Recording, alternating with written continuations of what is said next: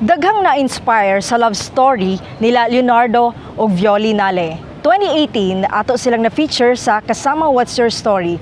Ang couple nga daw wa damha nga magdayon pa diay human sa dekada na nga gibuwag sa panahon. Apan, nasubo kita human atong masayra ng balita nga nipanaw na si Nanay Violi sa sakit. Love me now and forever. Let me know.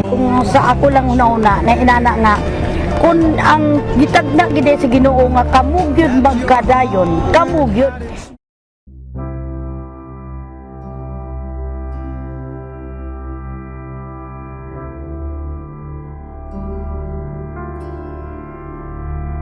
Gihanduraw ug padayong gapaalim si Tatay Leonardo sa tumang kasakit nga iyahang gibati sa pagbiya ni Nanay Violi.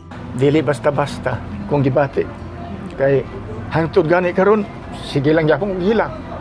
Kay tungod sa abong kami sa akong asawa, close kay mi. Wa ko magtuo nga moabot mi ani nga wan tungod sa among pagminalay. Ani halos ikamatay gid nako pagkawala sa asawa. Kay dili basta-basta kung bati.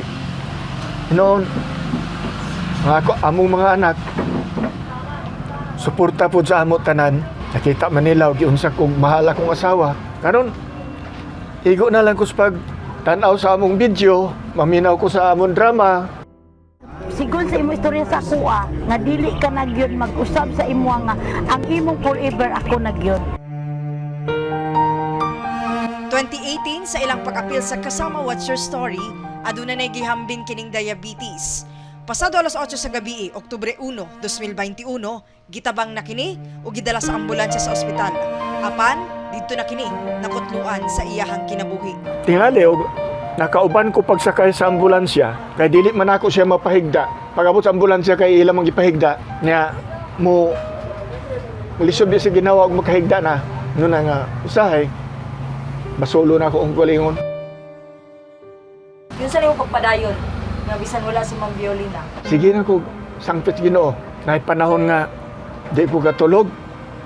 Nialayan akong paminaw kong lawas kay manlipong ko, kay anemic man ko. Pagkatapos, grabe yung stress na ko. Niya, high blood pag yun ko. Nagampo ko sa Ginoo nga. Ginoo kon, imo magyud kong kwaon, saylo ako sa magsalanan. Kung mahimo, Lord, patuluga lang ko. Dawat ko naman.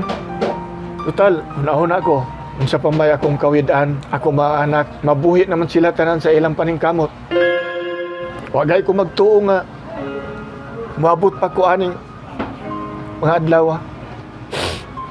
Akong pangandoy sa una, nga, unta, kung buhion pa ko sa Ginoo, bisag maabot lang sad ko sa date anniversary kong asawa, okay na. Bisan pa maglisod ang pagpadayon sa pagkawala sa iyang kapikas sa kinabuhi, mas gihugtan pa ni Tatay Leonardo ang iyahang pagtuo sa Ginoo. Ako na lang ginahuna. Sa matag karon ug niya bisan mag-ampo mi. Iapil na ako asawa. Mangaon mi. Pasalamat ko. Ako iapil ako asawa pag-ampo. Kay bisan sa di gina ako malimtan. Ang uban moingon man walay forever. Ako lahi. Naagi forever pag binalay bisag wala na siya. Siya gid mong forever, sir. Siya gyud.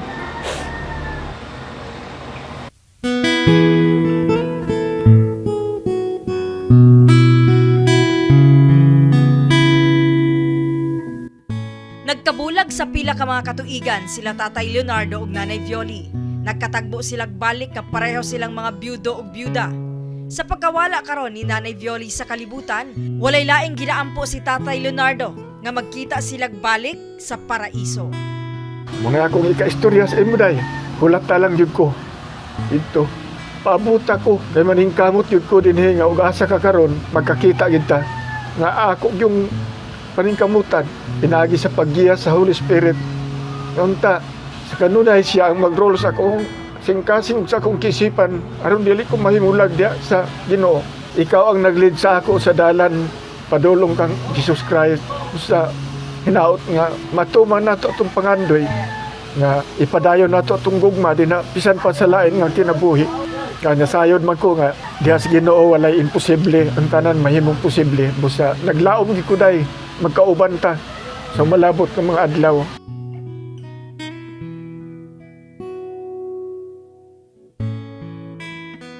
Kasama mo sa balita ug serbisyo publiko, reaching millions nationwide and worldwide for 70 years. Radyoman Aimee Ginita, Tatak RMN.